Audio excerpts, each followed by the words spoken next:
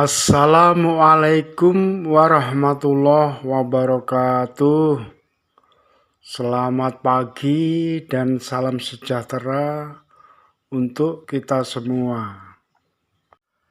Halo kawan-kawan, jumpa lagi dengan Mbah Din Official, channelnya Nafas Tua yang berisi hiburan dan informasi tentang perjalanan dan tempat wisata atau destinasi. Gimana kabarnya kawan-kawan? Semoga dalam keadaan sehat, dimurahkan rezekinya, dan selalu dalam lindungan Allah Subhanahu wa Ta'ala, Tuhan yang Maha Esa. Amin amin ya Rabbal alamin.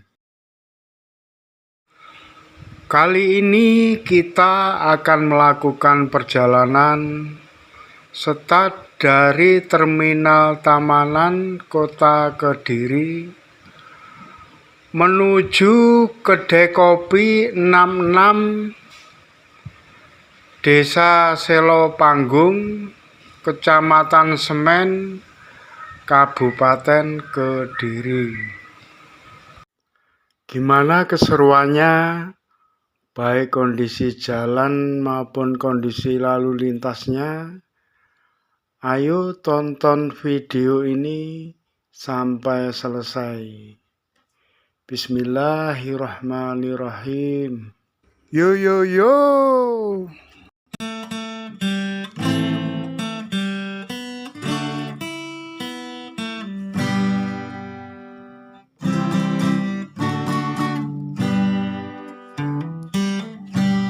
Waya sore aku mlaku karo kancane ning alun-alun malam minggu pancen rame muda-mudi kekocekan bebarengan sing do pacaran lungguh sandingan cilik mesrae Kutha Kediri wiwit biyen pancen keren Taman Sekartaji lan Guwa Selo Mangleng Taman Brantas ana ning pinggir Bengawan Taman Hutan Jayabaya kaya dene pikiran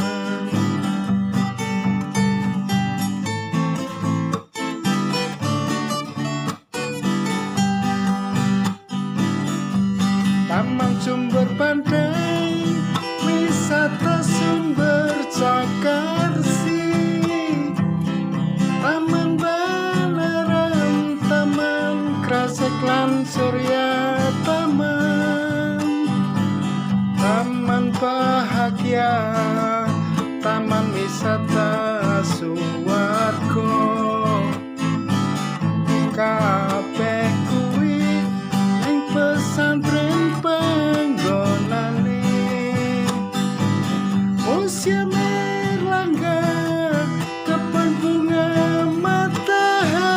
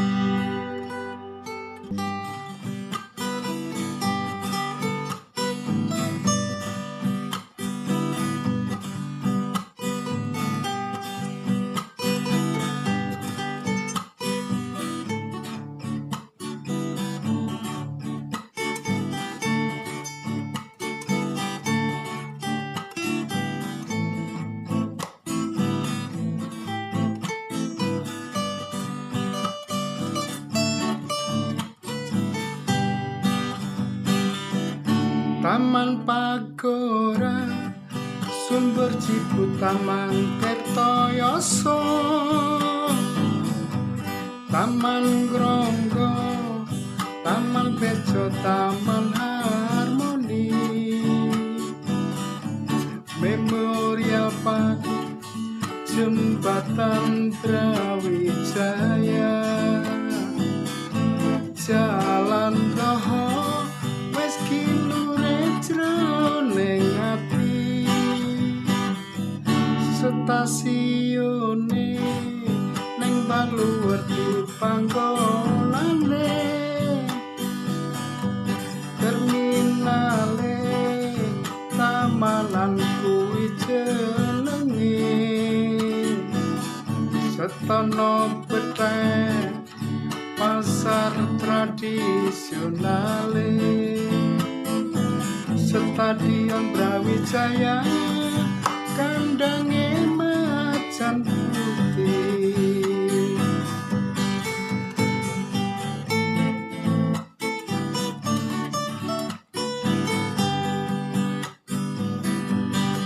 Ojo lali kuliner lan oleh-oleh,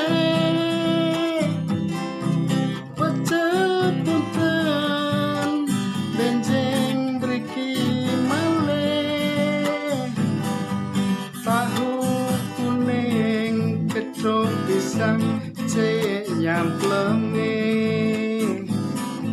kabeh kuwi ana ning kutha Kediri. Ora ketinggalan karo seni tradisine, jaran kepang kethek okang wis kondang kaloka. Ayo dulur sing penasaran ro critaku iki, dan pokteno dijamin ora bakal rugi.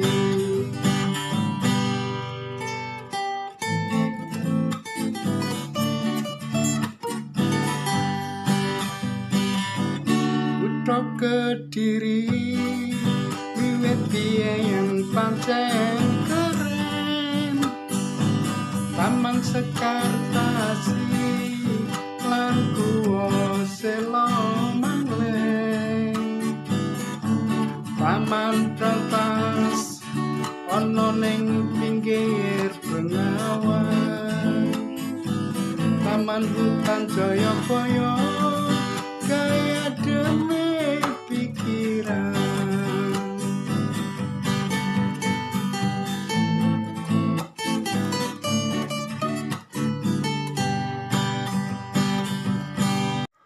Oh iya kawan, supaya channel ini bisa berkembang dan saya lebih giat lagi untuk membuat video.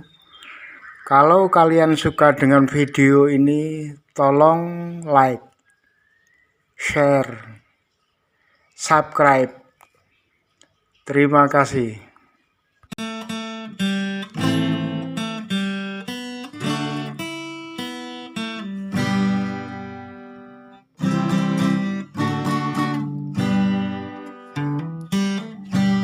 Wayah sore aku mlaku karo kancane ning alun-alun, malam minggu pancen rame, muda-mudi kegocekan bebarengan, sing do pacaran lungguh sandingan cilik mesrae.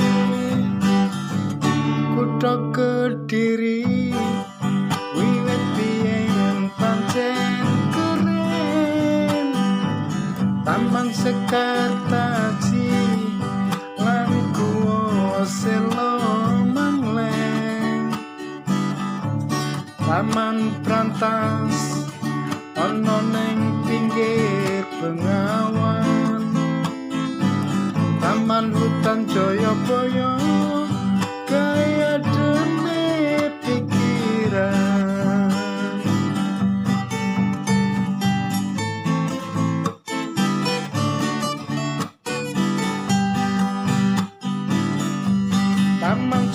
pantai wisata Sumber Cakarsi, Taman Balarang, Taman Krasek lan Surya Taman, Taman Bahagia, Taman Wisata Suwargo,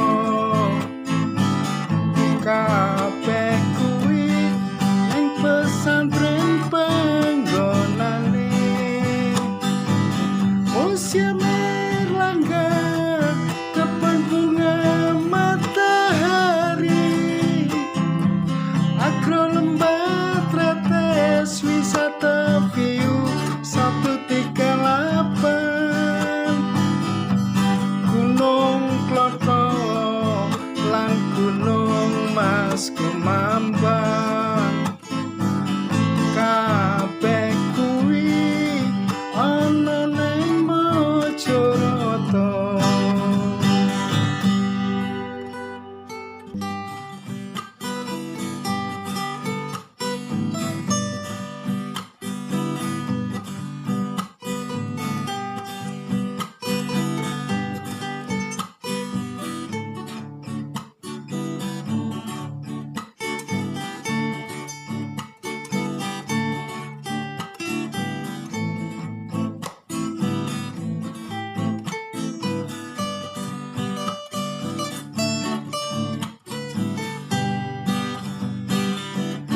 Taman Pagora, Sumber Cipu, Taman Tirtoyoso,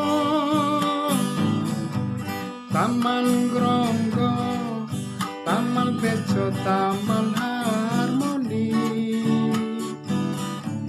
Memorial Park, Jembatan Brawijaya,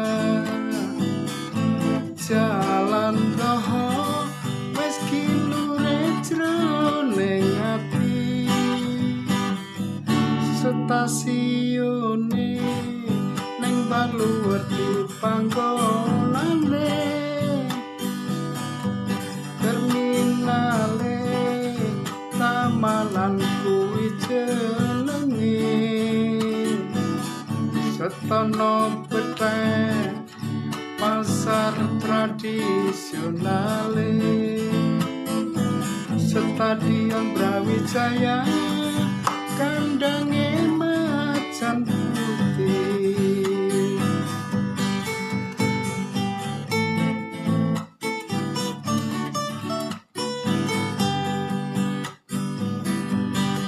Ojo lali kuliner lan oleh-oleh, pecel punten benjing mriki malih, tahu kuning gedhog pisang cek nyamplenge, kabeh kuwi ana ning kutha Kediri. Ora ketinggalan karo seni tradisine, jaran kepang kethek okong wis kondang kalogo. Ayo dulur sing penasaran ro critaku iki, dan pokteno dijamin ora bakal rugi.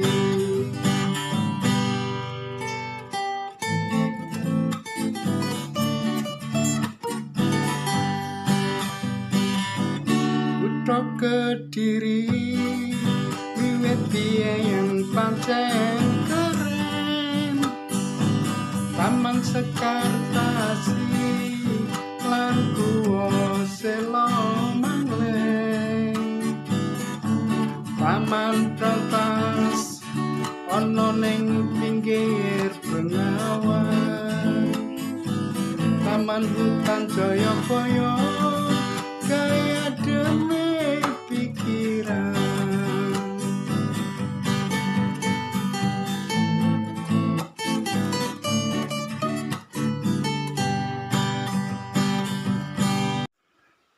Oh iya, kalau kawan-kawan membutuhkan informasi tentang akses ke pantai-pantai di Kabupaten Malang, Blitar, Tulungagung, dan Trenggalek, kawan-kawan bisa lihat video-video yang lain di channel ini. Dan bagi kawan-kawan yang sudah like dan subscribe, saya doakan semoga kawan-kawan dan keluarganya selalu diberi kesehatan yang sempurna, diberi rezeki yang melimpah barokah, dimudahkan segala urusannya, dan selalu dalam lindungan Allah Subhanahu wa Ta'ala, Tuhan yang Maha Esa. Amin, amin ya Rabbal Alamin.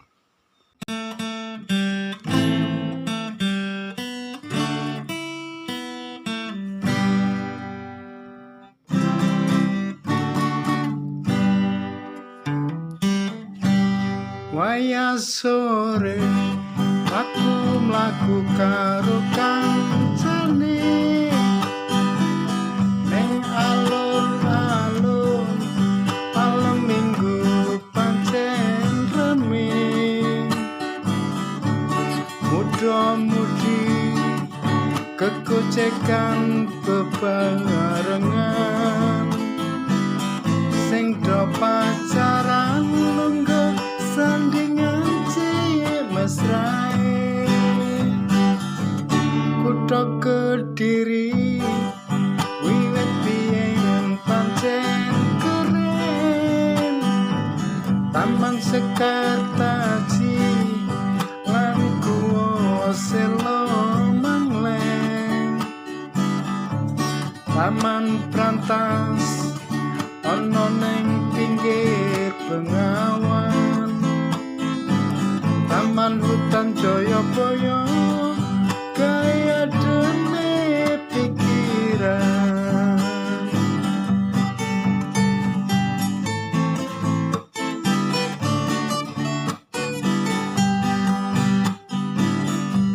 Taman Sumber Pandai wisata sumber Cakarsi Taman Balerang Taman Krasek lan Surya Taman Bahagia Taman Wisata Suwargo kabeh kuwi ning pesantren panggonane Museum Erlangga kebun bunga matahari Agro Lembah Tretes wisata view 138 Gunung Kloto lan Gunung Mas Kumambang kabeh kuwi ana ning Mojokerto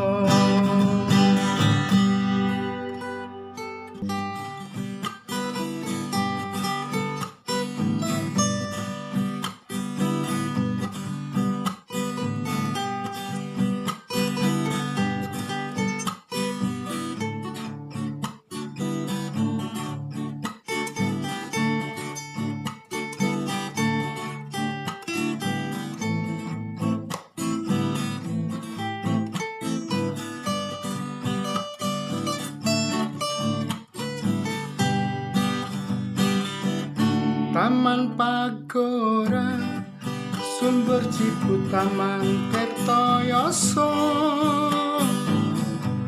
Taman Gronggo Taman Bejo Taman Harmoni Memorial Park Jembatan Brawijaya Jalan Roho wis kilure jroning ati stasiune ning Baluwerti panggonane terminale tamanan kuwi jenenge Setono petek pasar tradisionale, Stadion Brawijaya kandange macan putih.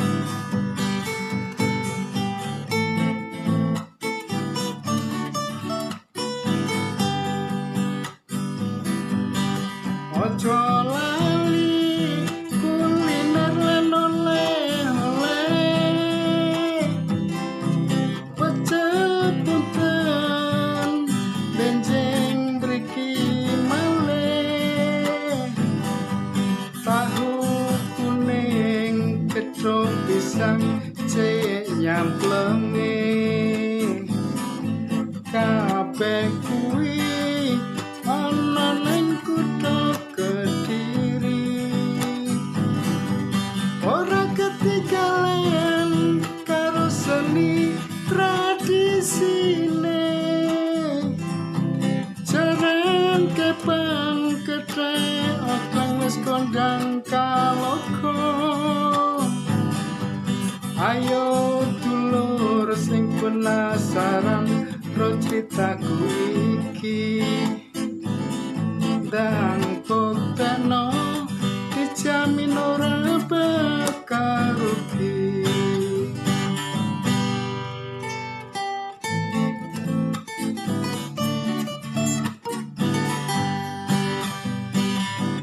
Kutha Kediri wiwit biyen pancen keren, Taman Sekartasi lan Guwa Sela Mangleng, Taman Brantas ana ning pinggir Bengawan, Taman Hutan Jayabaya kaya demi pikiran.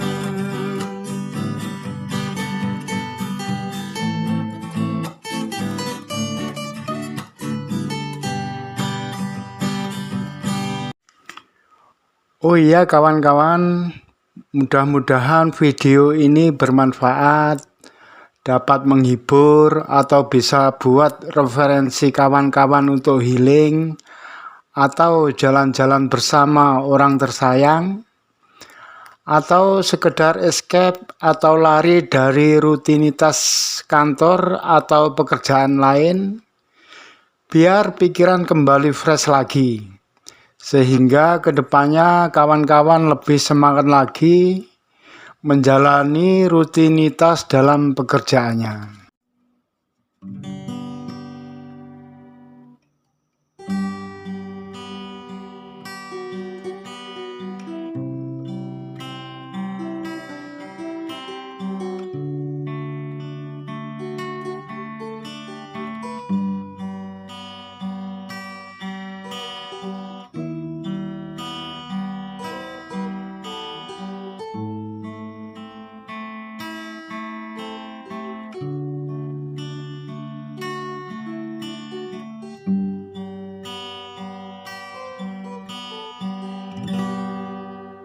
Wengi iku rembulane isin ngetokne wujude,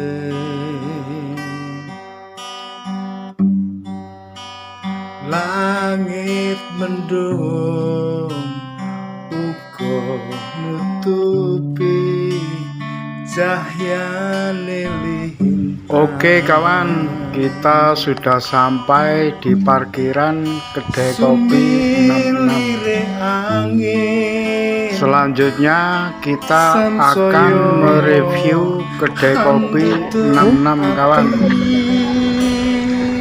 Selamat menonton.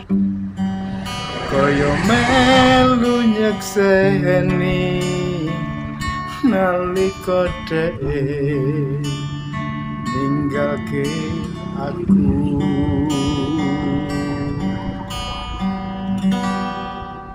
Neng lendrang kene aku lan kowe biyen ketemu. Ngucap janji prasetyo ing lahir terus ing ati,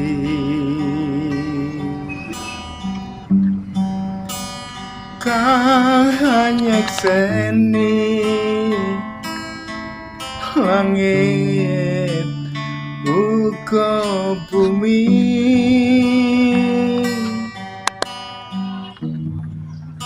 Muga-muga Gusti kang kuwasa paring iti.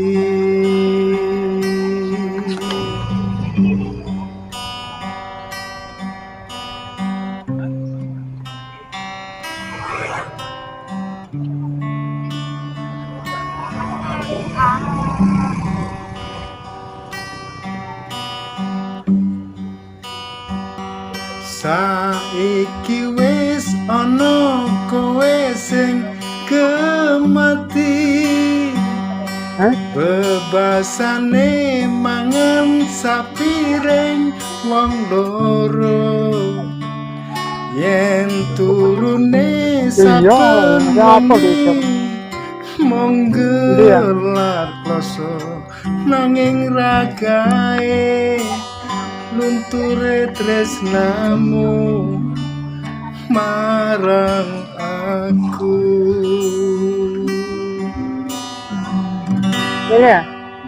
Aku seneng karo caramu yen nyawang aku.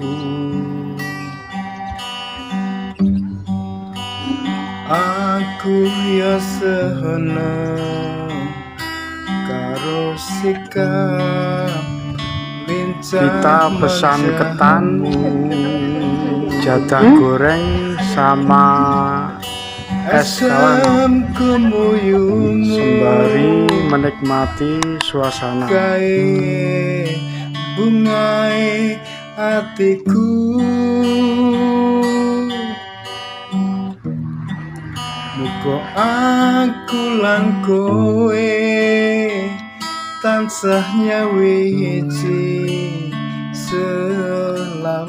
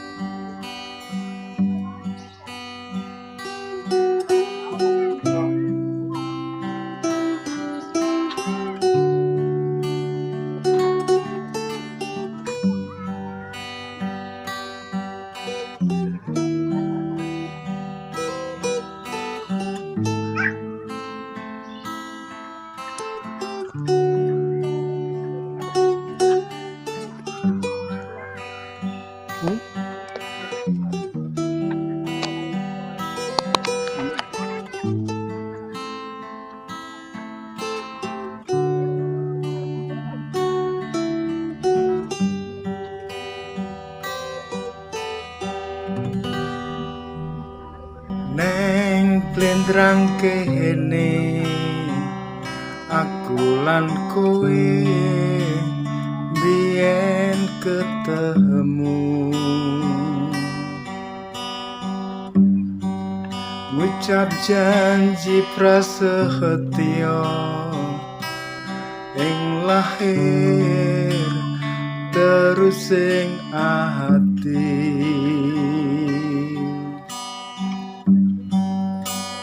kang nyekseni langit uga bumi.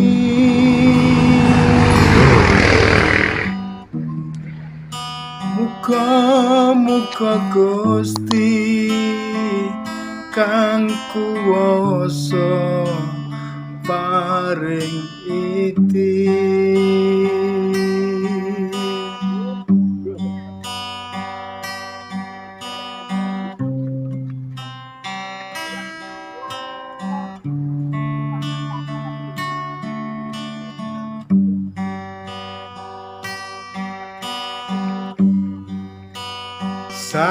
iki wis ana kowe sing kemati, bebasane mangan sapiring wong loro, yen turune saben wengi mung gelar kloso, nanging ragae lunture tresnamu marang aku. Endahe rembulan sing nyetok wengi iki, isih endah lelatenmu marang aku. Endahe lintang kawuryang ing wengi iki, isih endah rasa tresnamu marang aku.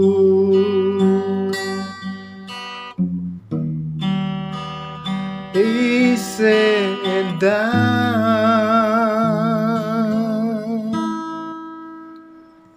rasa tresnamu marang aku. Terima kasih sudah menonton. Mohon maaf atas segala kekurangan. Salam sehat, tetap semangat, dan jangan lupa bahagia. Wassalamualaikum warahmatullahi wabarakatuh.